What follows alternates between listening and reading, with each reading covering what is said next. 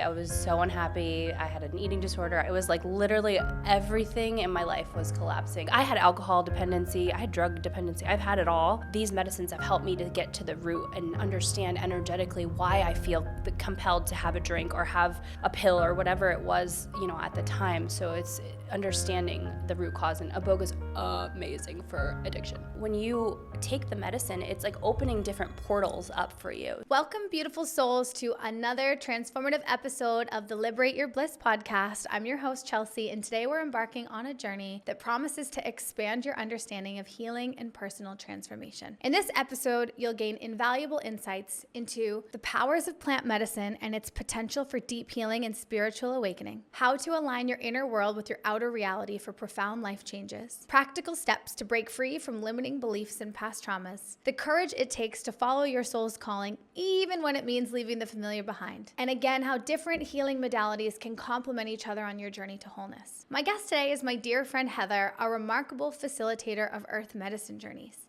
And like me, Heather left the corporate world to pursue her soul's calling. She's traversed the globe from the pyramids of Egypt to the sacred jungles of Peru, offering profound healing experiences through Kambo, Bufo, Wilca, and mushroom journeys. Heather's story resonates deeply with my own journey, and I know it will strike a chord with many of you listening. It's a testament to the power of listening to your inner voice, even when it leads you down an unconventional path. And before we begin our conversation, I just want to remind you of a fundamental truth that both Heather and I hold dear. True healing starts from within. Our outer world is just a mirror, reflecting the state of our inner landscape. And this principle is at the heart of everything I teach in my Embodied Healer and Soul Path Mastery programs, which we'll touch on later. Whether you're curious about alternative healing methods, seeking to understand yourself better, or looking for ways to live more authentically, this episode has something for you. So open your hearts and minds as we explore the transformative power of earth medicine. Heather, welcome to the Liberate Your Bliss podcast. Psyched to have you on. Thank you so much for having me. It's such an honor to be here. I'm very grateful. Heather, can you share your journey from corporate TJ Maxx days to this globe-trotting earth medicine facilitator, and what the turning point was for you to step into alignment with your soul's path? Thank you for that question. It's actually incredible, the journey that I've taken to get here. But I was in corporate America for close to 20 years. I worked as an accountant for many years, and then I was a buyer for a large retail company. And I got to the point where I was on 4 or 5 different pharmaceuticals, SSRIs, benzos, Adderall. I was literally, and drinking heavily. I was so unhappy. I had an eating disorder. It was like literally everything in my life was collapsing, and I was in an unhealthy, toxic relationship. I got to the point where I was like sick and tired of being sick and tired, and really needed to look inward. So I actually took a leave of absence from work and started doing some inner healing. And I found myself gravitating toward earth medicines. So I started working with mushrooms, microdosing. And I went through a spiritual awakening back in 2019 is when it started. And then as it unfolded and I continued to heal myself, I got the deep calling through, it was actually Ayahuasca, that I saw myself. It was a visual journey she brought me on of basically walking to my grave, and I was walking through this hall of shame of all my coworkers pointing and laughing at me, and the Grim Reaper was walking me, and he was like, this is your life. You were meant for so much more, and you stayed in corporate America and you died in corporate America. And it was showing me what my life would be like if I just stayed in that corporate job. And it was such a huge wake-up call for me. And it was divinely timed because my dad was going through a health crisis himself. And as I watched him deteriorate through cancer, I was reflecting on myself and what my life and what I was building. And I realized I was sacrificing a large portion of myself for the man. So I quit with really no plan. I was just all right, I'm surrender. And I got one tattoo, and it's surrender, and that's been my life's work, is just to surrender to the divine guidance of what spirit is guiding me to. And it's really been an incredible journey. Since the moment I quit, March 11th, 2022, my life has been a rocket ship of magic. To get to do the inner work of healing myself and then getting to share that with others that are ready for it. Yeah, I think a lot of people can resonate with that. It's almost like as a child, we're just put in this system this conveyor belt of achieving and being graded and performing, waiting to retire. I talk about this all the time, like we're just waiting to retire, and then what? When you're 65, 70 years old, do you really have the health and wellness to go and do the things you love? And it's like, oh yeah, when I retire, I will. And I think it's really beautiful that you were called so early to find a life you didn't have to retire from. I'm so grateful. Thank you. Yeah. Thank God. So Yeah, there's beauty in the pain there. Totally. You work with various earth medicines. What's your favorite? My favorite is Kambo. So Kambo is a secretion from a frog from the Amazon, and it's put on the skin topically. So we make small surface level burn. No skin is broken, and the secretion from the frog goes on that spot, and then it moves through the entire lymphatic system within 30 seconds. So it has over 13 bioactive peptides, and it works synergistically with your body to basically like deep clean, detox your body. It can pull out anything from viruses, illnesses. It's really good for things like any like autoimmune diseases, long haul COVID. It's good for Lyme's disease. It can clear your whole system out. So the experience lasts for 20 to 40 minutes, and it is a purging process. So you're gonna not feel well.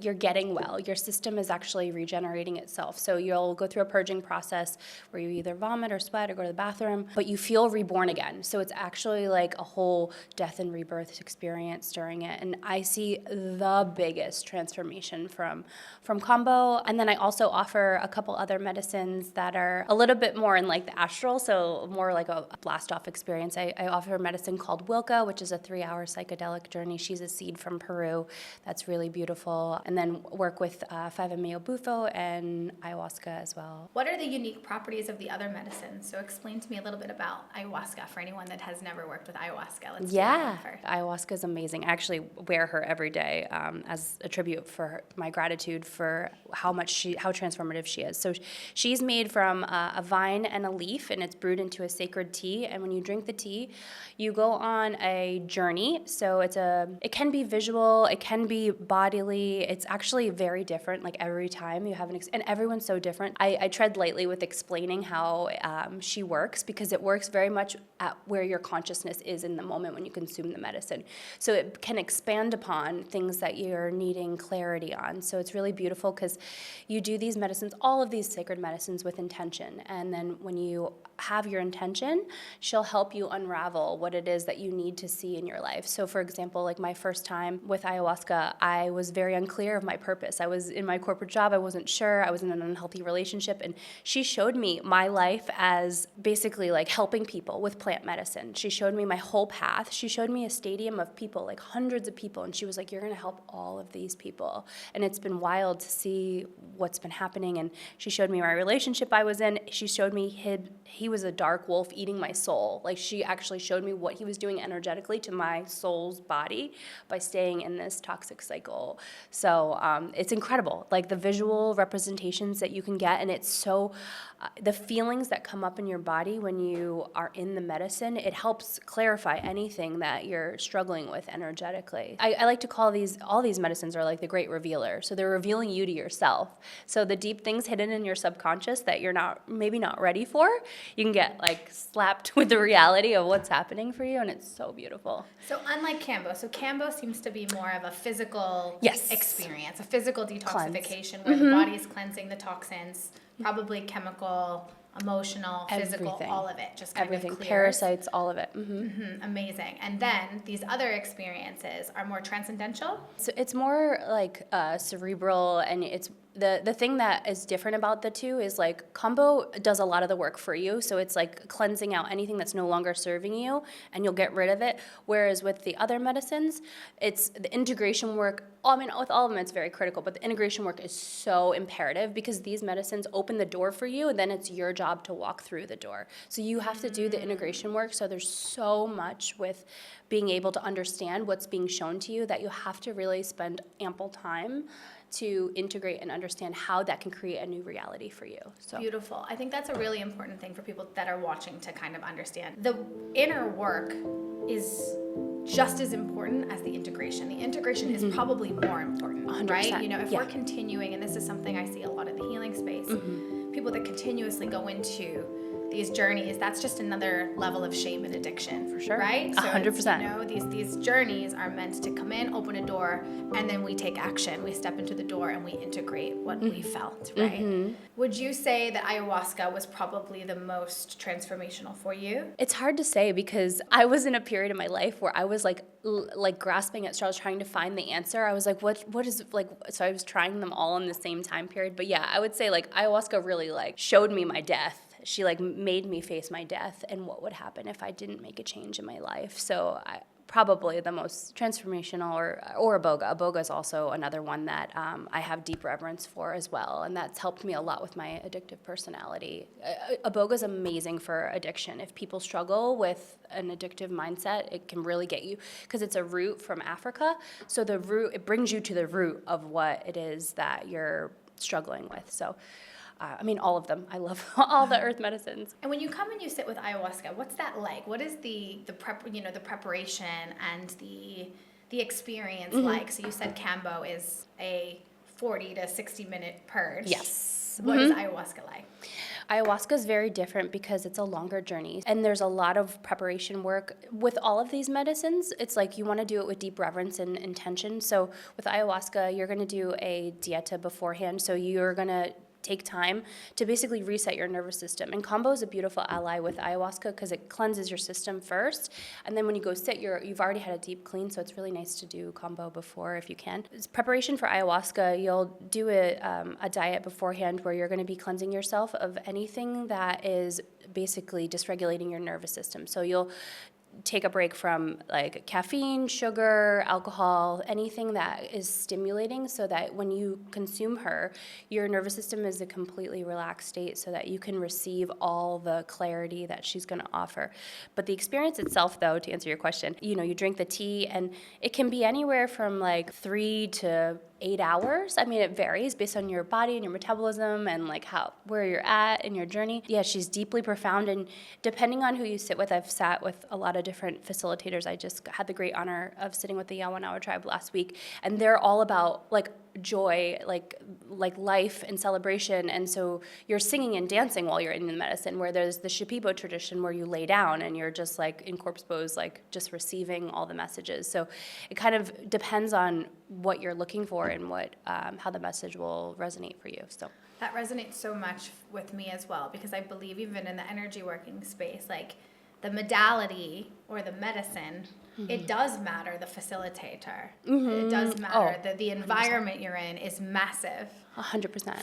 For the healing and the intention setting. I think it's, we don't just want to go in willy-nilly to these healing experiences. 100%. I see people saying, I did Bufo at this party, and I'm like, that's so dangerous. So dangerous, because we are jumping realms. And I'd love to talk about that a little bit with you. Sure, yeah. Because with each medicine, we're kind of going into a different level of consciousness or a different realm, or however we'd like. Can you explain that a little bit? Yeah, absolutely. So with these medicines, like, it's really beautiful. Like, I love the Doors, and like the idea of the name of the band of the Doors is like these different medicines like open different doorways, and that's kind of what these different medicines do. It's like our consciousness, think of it as like a room that we're in, or even like a house.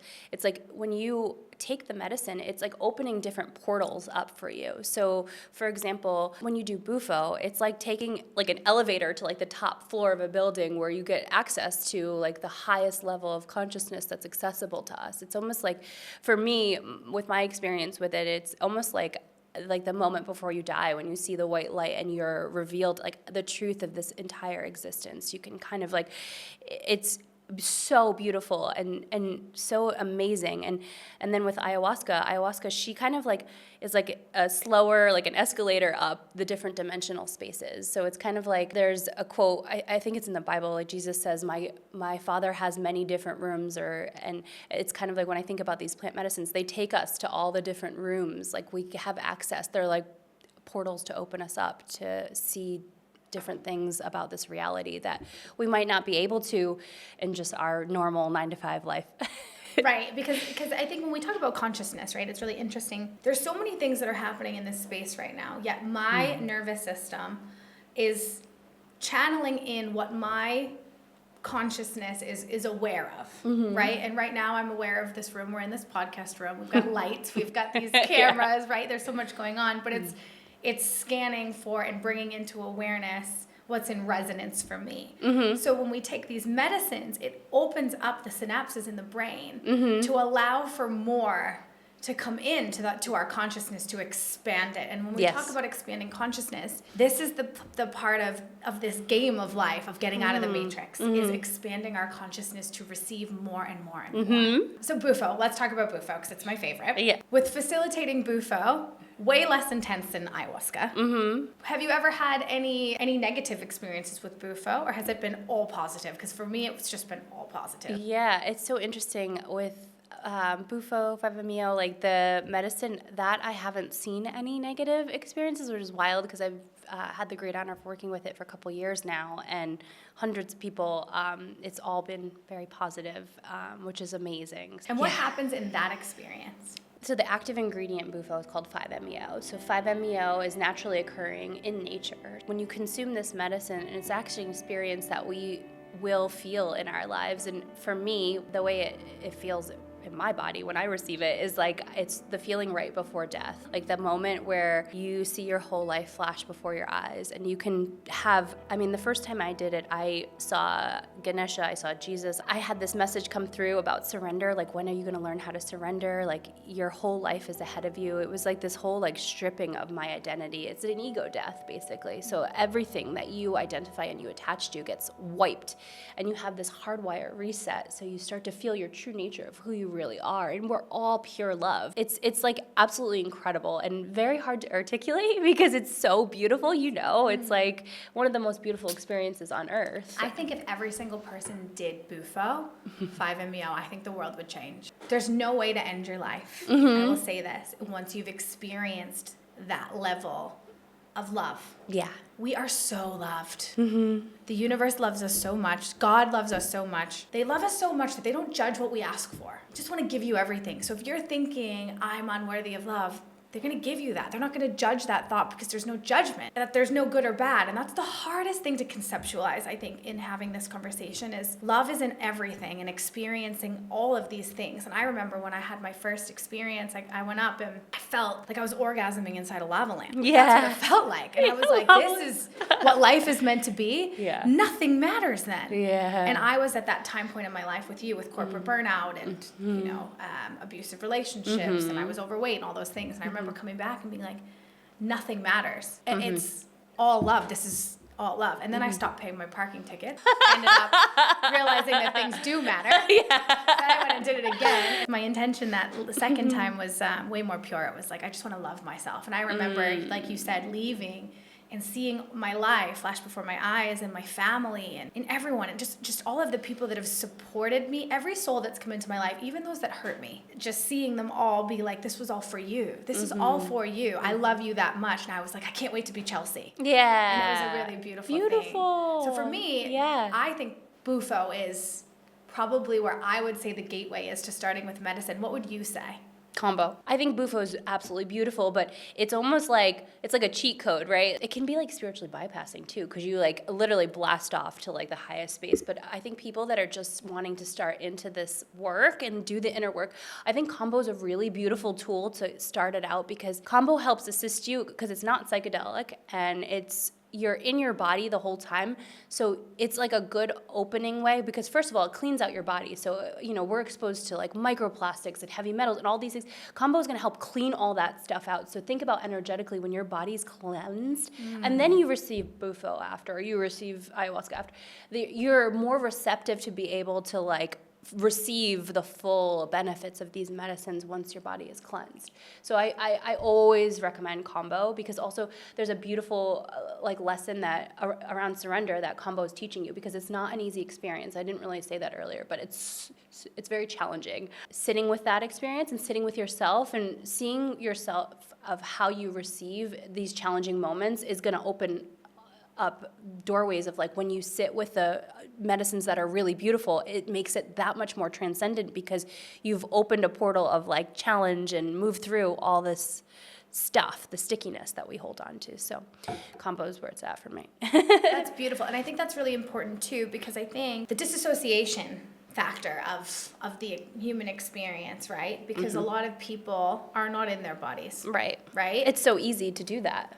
And just be in the mind, right? Because it's easier, it's safer to be in the mind than the body for a lot of people that have experienced trauma and pain, because people don't want to feel those emotions and feel the suffering. So I love how you say that, because the Kambo brings you back fully. You can't Into be your body. anywhere but No, the body. you literally, it's And like once so you're deep. in that body and that body is clear, how much more beautiful is life? It's incredible. Like the experiences I witnessed and people afterwards, I'm gonna get emotional just talking about it, but I watch people completely transform within 20, 40 minutes. Like everything gets stripped, and then they're so jovial afterwards. They're like, what was that? And like it's literally a rebirth experience. And you start to realize that like the mind is constructing your entire reality, and we make ourselves ill, with our minds. And it's so amazing how Kambo can help you literally just reset to your true nature after. So for those watching, again, we're going to reiterate home. You can't skip the inner work. No, Even that's with it. plant medicine and earth medicines, we can't just skip the physical aspects of the body, because if we are holding on to old thoughts, old conditions, old programs, and old patterns, they are manifesting as illnesses and disease in the body. That's what everything is. It starts as an energy. Everything. Starts as a thought, and it manifests into illness. Yeah. And we can't skip the physical body portion of this and continue to just leave our bodies to go to the oneness, because we came down here to have a physical experience. Yes, So that's why what we not chose cleanse for. the physical body? Yeah, and if I can be vulnerable and just share really quickly, like an example of this, like very recently, I went through a very challenging, heart-shattering breakup, and before that was like on top of the world. I thought everything was great. And then through this breakup, I've been revealed like a deep-seated like body dysmorphia thing that I have going on, that like I thought I had healed. But it's so interesting, during this healing journey, the work never ends. So I'm back sitting with something that 5 years ago I thought I had cleansed my body of. I'm like, oh my gosh, I have an eating disorder. Great. So I get to sit with this again. I thought it went away, but here we are in this juncture. And now I get to do the healing work that I've learned from all these plant medicines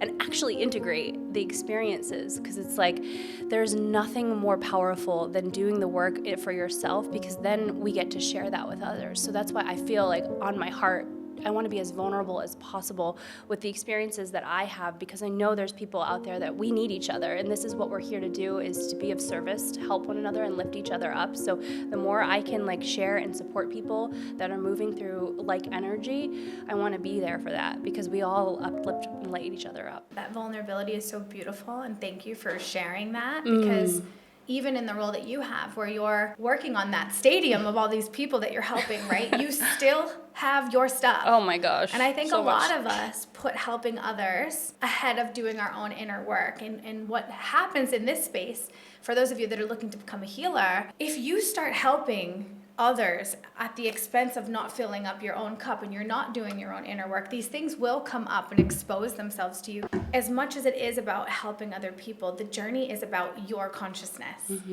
And you can't help others until you've helped yourself. So now this new layer of this eating disorder, what has that brought up for you, and how you're going to help your clients moving forward? Well, it's been I'm actually so grateful for what's happened now. I've shifted. If you asked me 2 weeks ago, I would have been like anger, rage, but I'm in the place now, I'm in deep gratitude, because it's actually been a portal for me to open up my shame. So I've been sitting with the shame I have and the abandonment, like all the different layers, and I'm starting to see that like this is where my real work lies, because I'm learning about acceptance and accepting myself and where I'm at, and not being so hard on myself. We're all so hard on we're all our own worst critics. So remembering in these moments of giving myself grace and compassion, so that when I am sitting with somebody that's going through something similar, I can mirror that for them and like explain to them what's been helpful for me to like learn how to trust myself, learn how to love myself, give myself grace and compassion, and create new belief systems. So it's a lot about like giving myself this love and compassion I've been seeking outwardly within myself. And working through this shame and this work, is this more inner child work coming back up again? A little bit, yeah. I've done so much inner child work. It's like the amount of times It's never ending. Like, again, we're here?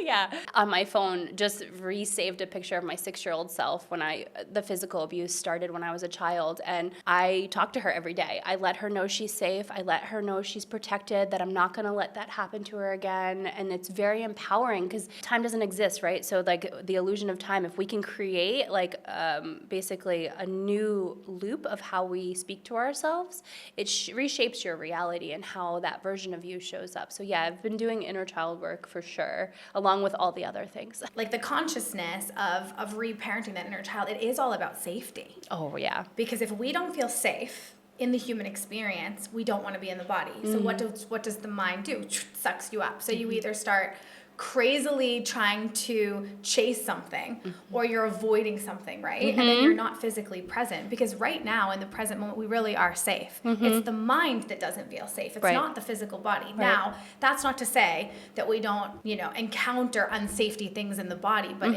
for most of our lives, after the abuse or after the pain that had happened in our childhood, we're creating that. That's the hardest thing to nail home. Yeah.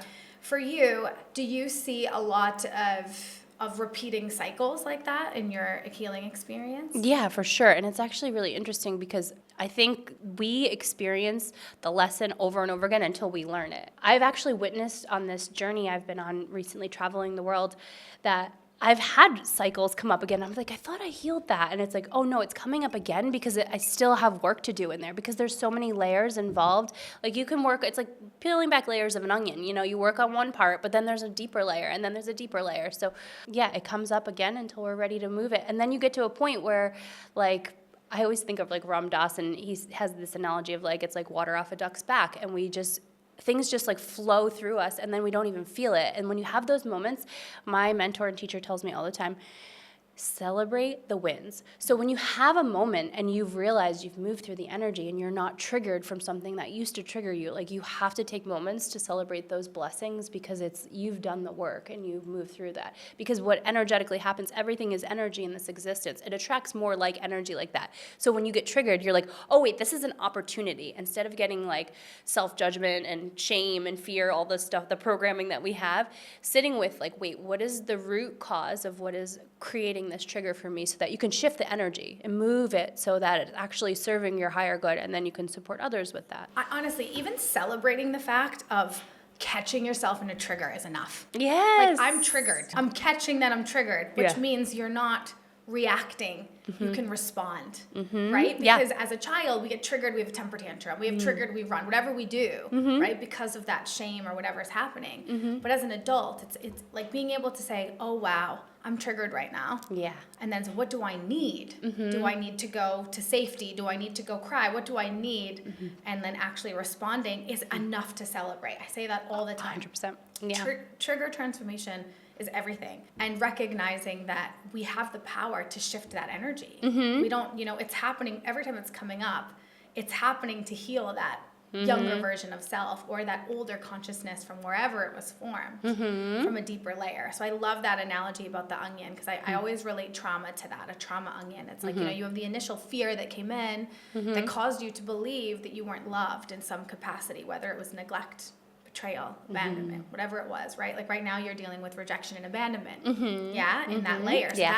So So all of a sudden, as an adult, you have a man say, unfortunately saying, this isn't what I want right now. That little girl goes, oh God, I'm rejected. I'm being abandoned. Yeah. And that wound gets hit. And then you're like, the shame is on top of that of, it's about me. Yeah. And the anger, and it just keeps building. So it's like that deeper layer, because in reality, most likely it's just a resonance thing. Yeah. Not a 100%. Not an I'm not worthy thing.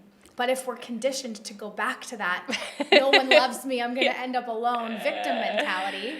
And that's what this inner work is so profound. It's so true.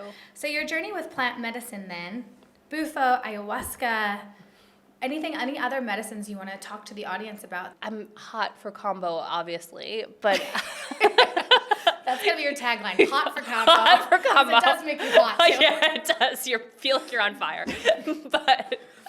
It's different. No, yes, the other medicine that I shared a little bit about, but like I want to just put a plug in there for anybody that's curious about Iboga is absolutely amazing. It's just as transformative as all these other medicines. I personally work with it, like microdose with it here and there when I need it, but it's amazing for transformation and addiction. So it's a tree from Africa.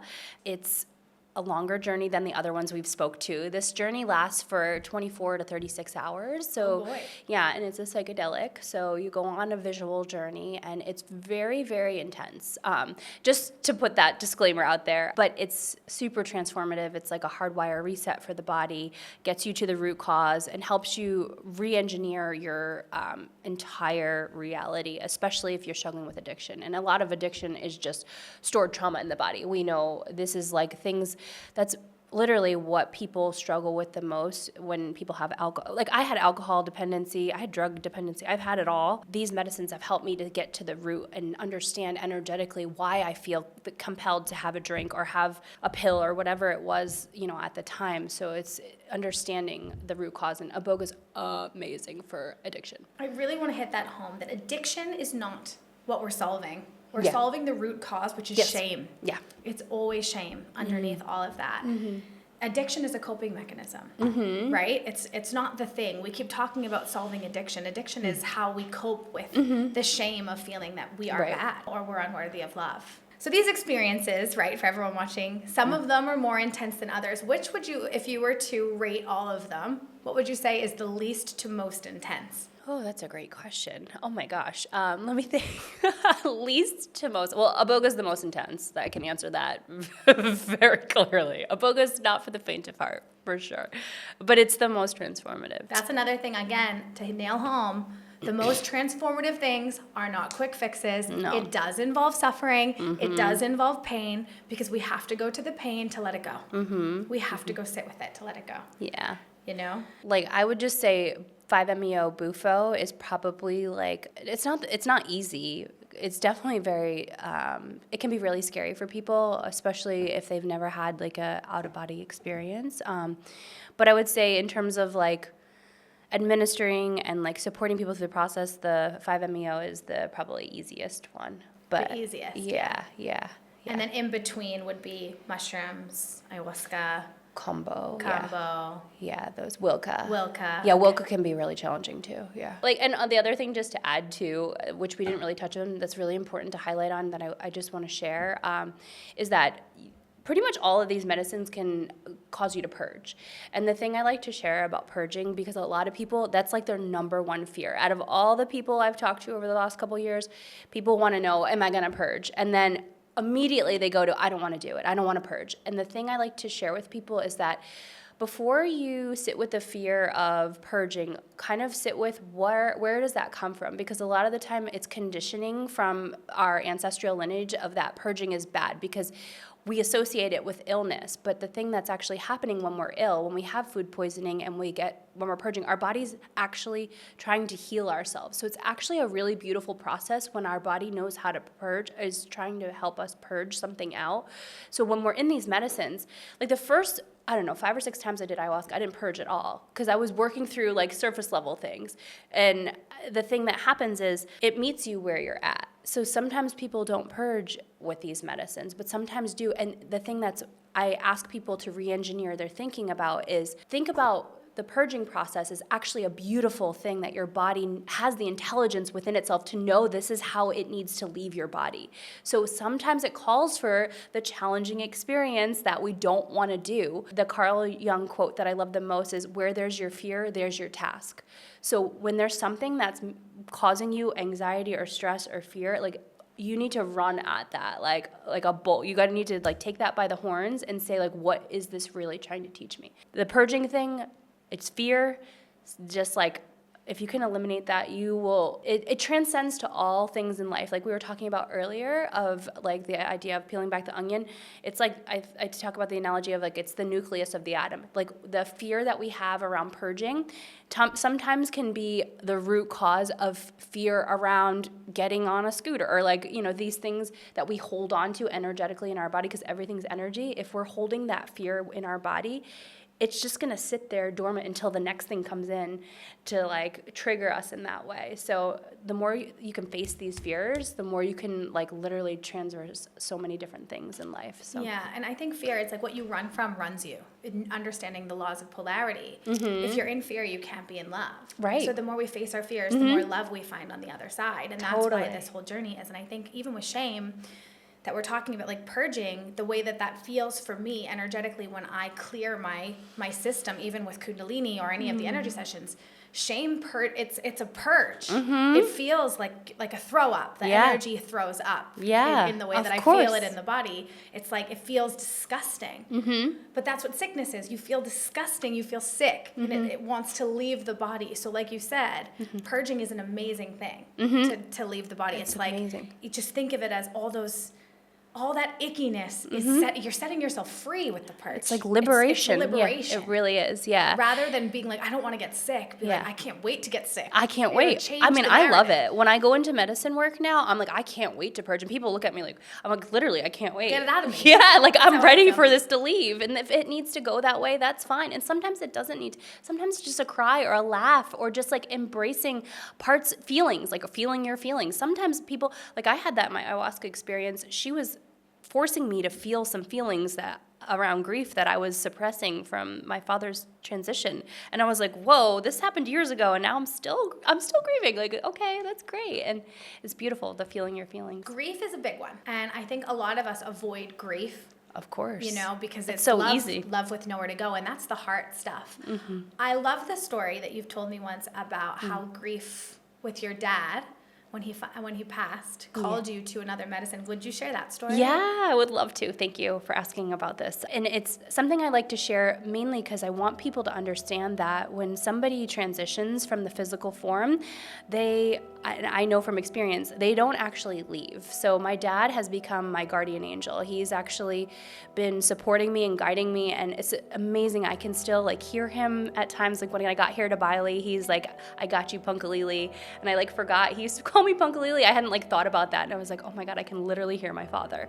And the thing that I like to share with people is that like they're still here supporting us. They're still guiding us, and I'm so grateful that I have this awareness. So when I was going to the jungle to study Kambo a couple years ago, I had planned to do an ayahuasca experience while I was there, and very suddenly the ayahuasca ceremony got canceled, and then I serendipitously got introduced with somebody that serves this medicine called Wilka, and I got to go and help make the medicine, see how the medicine was made, see how it's administered, witness and like watch. And then I sat with the medicine a few times myself, and during my experience, the medicine and my father came to me and basically showed me how they canceled the ayahuasca journey because I was meant to meet this medicine.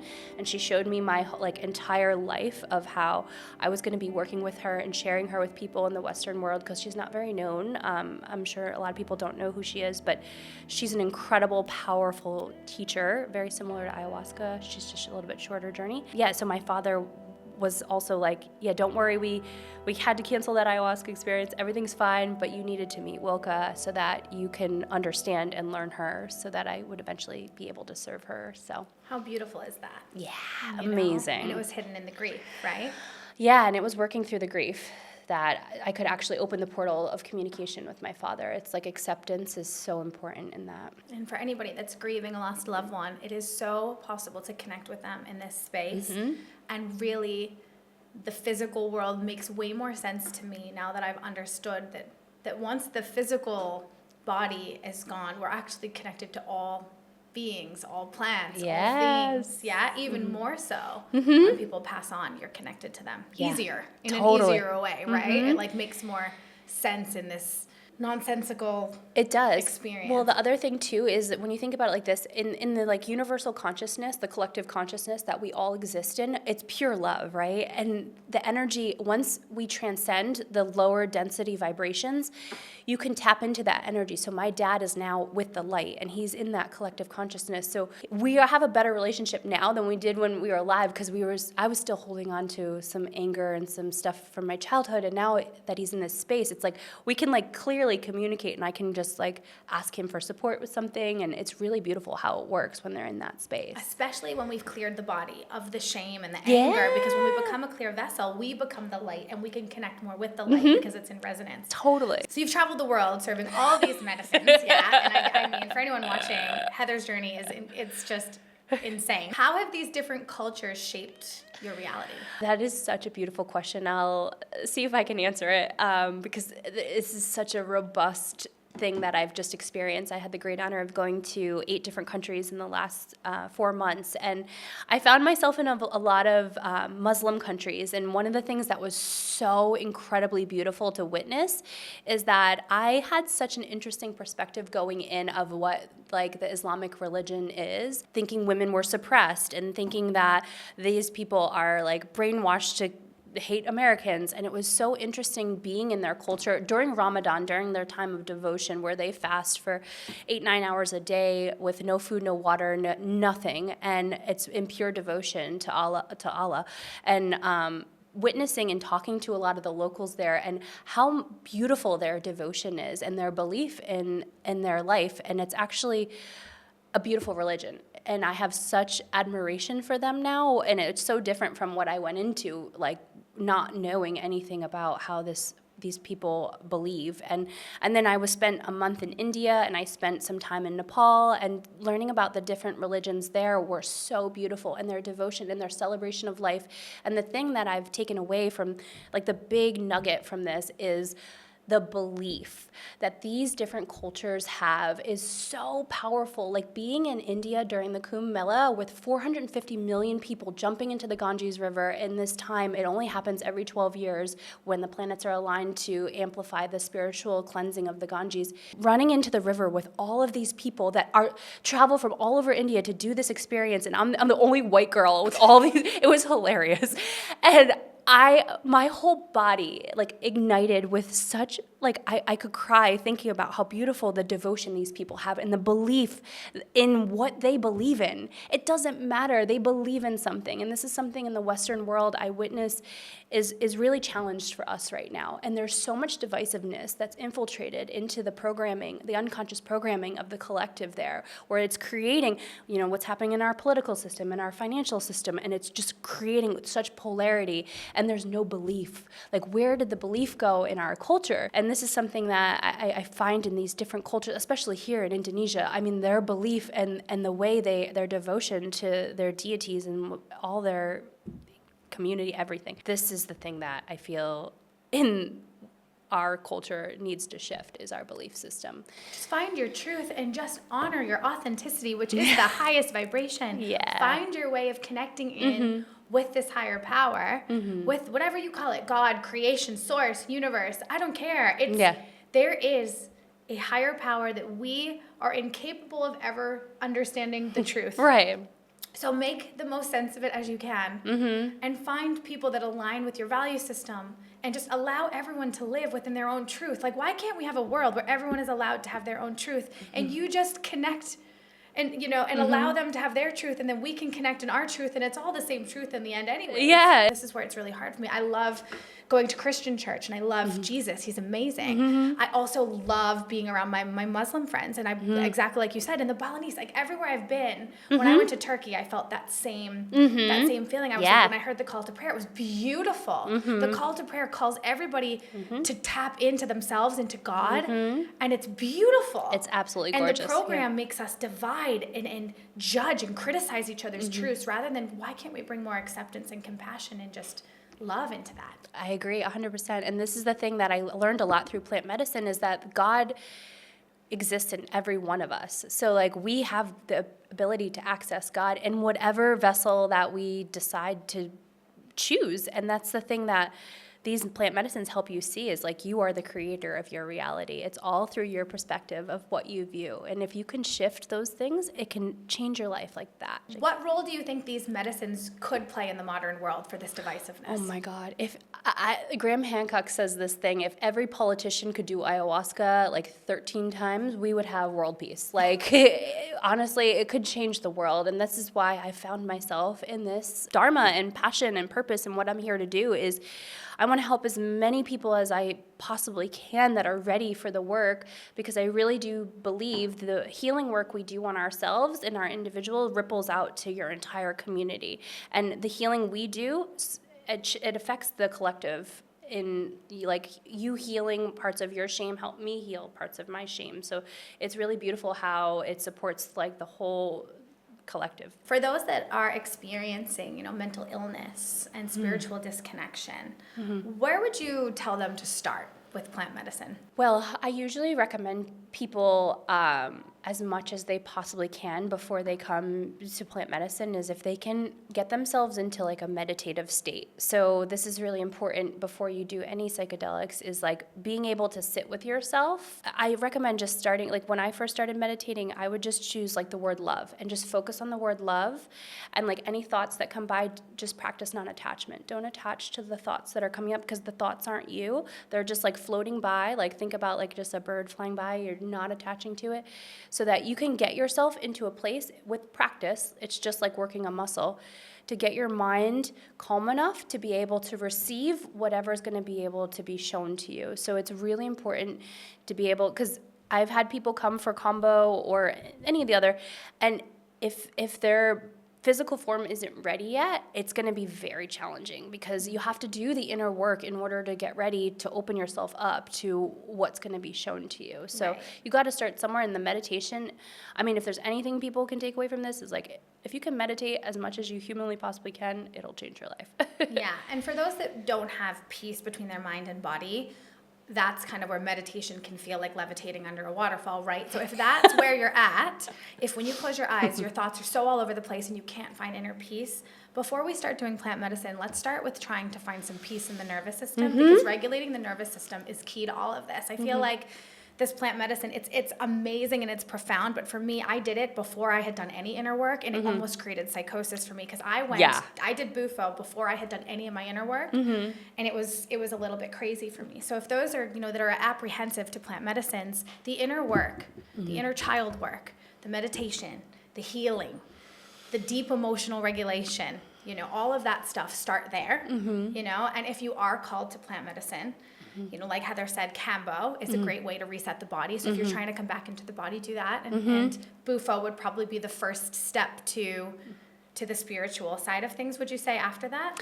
I mean, Bufo is a pretty big experience. I would actually recommend somebody start with like microdosing first, with maybe like mushrooms, or even like Iboga is really beautiful too to microdose with. So I would recommend people start with microdosing first, because microdosing is micro changes in your cognitive functioning. So when you start making those micro shifts, once you go to the macro experience, you're not as jarred from what you're experiencing. So how do you maintain your groundedness working with these plant medicines and earth medicines all the time? How do you keep yourself clear and clean? Are you working with them all of the time as well? No. I have the great honor of getting to share, a handful of these. But the thing that I have a lot of practices for myself. Like meditation is the most important thing for me. I meditate every day, non-negotiable. I ground every day. I get my feet in the earth. I feel connected with Mother Nature. I feel gratitude. I've been blessed with getting a belief practice I met a Nepalese shaman that really helped me with my belief system. So I've been doing some chanting Om Namah Shivaya every day. So different practices that are helping me stay grounded and centered during all the things that are coming in. So yeah, just creating discipline in my life has been really helpful to stay grounded. If people want to get in touch with you and work with you, what would you say is the best way for them to reach out to you? My Instagram is Untethered Heather, and then my Kambo page is Divine Gift. So Divine Gift is a reminder that every conscious moment is our divine gift. So I'm here to help people see the divinity in all of the experiences that are happening. So amazing. Any last parting words you'd love to give? The thing that's the most important in this experience is I want people to know that if you're struggling, you're in a challenging moment in your life, please know that there is help. And I know it takes a lot of courage to reach out, but reach out If you need support, there's so many people that are ready and willing to help you, that have been doing the work to help support what you're moving through currently. And then the second thing is, if you're feeling called to these different medicines and you're not in LA, make sure you vet the facilitator thoroughly before you sit, because one thing I've been learning in this journey is that there are people out there doing this type of work that it can do more harm than good. So I would really use your discernment, and that's a big part of this journey, is like understanding your intuitive guidance, understanding those feelings and those nudges that come up. If something doesn't feel in resonance when you speak to somebody on the phone, even if it's just like some of their their word choices or the way they sound, just be really cautious with approaching these experiences, because they can be very transformative, and you want to be held in a space, in a loving container, by somebody that is experienced, that knows what they're doing. So I can't emphasize that enough, because I myself have had to, I've gotten to spend a lot of time clearing things that maybe weren't in alignment with, where I was at in my journey. So just make sure to use your discernment. Well, thank you so much for joining. Thank you for having me. Wow, what an incredible journey we've been on with Heather today. And I hope this conversation has given you, number one, a deeper understanding of earth medicine and its potentials for healing. Number two, inspiration to look within and start your own healing journey. Number three, tools to begin aligning your inner and outer worlds. Number four, the courage to consider new paths for personal growth and transformation. And number five, insights into how different healing modalities can work together. Because remember, whether you're drawn to plant medicine or other forms of healing, the key is to start your journey inward. That's where true transformation begins. And if today's episode has sparked something within you, if you're feeling that pull to dive deeper into your own healing journey, I'd love to invite you to explore the two transformative programs that I'm offering at this time. First, there's my Embodied Healer program. This is for those of you who feel called not only to heal yourselves, but to become beacons of healing for others.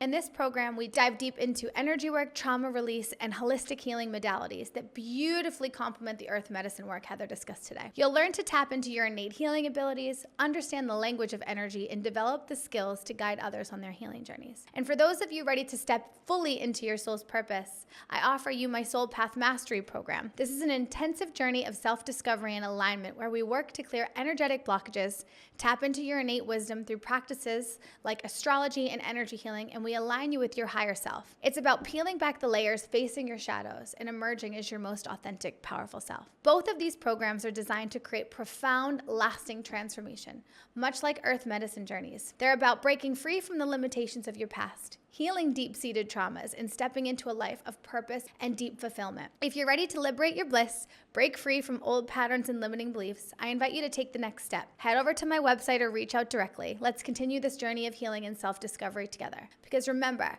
the path to healing isn't always easy, but it's infinitely rewarding, and every step you take towards your own healing ripples out, affecting not just your life, but the lives of every single person around you. So thank you so much for tuning in, beautiful souls. Until next time, remember, your inner world creates your outer reality. Embrace the journey within, trust the process, and watch as your life transforms in ways you never thought possible. Thank you for being here. And if you loved this episode, don't forget to follow, rate, and review, as it really helps us get this powerful information out to more people. And if you're watching on YouTube, give it a like, subscribe, and leave us a comment about what you want to hear in the future. See you next time. May you walk in beauty, may you speak your truth, and may you always, always, always liberate your bliss.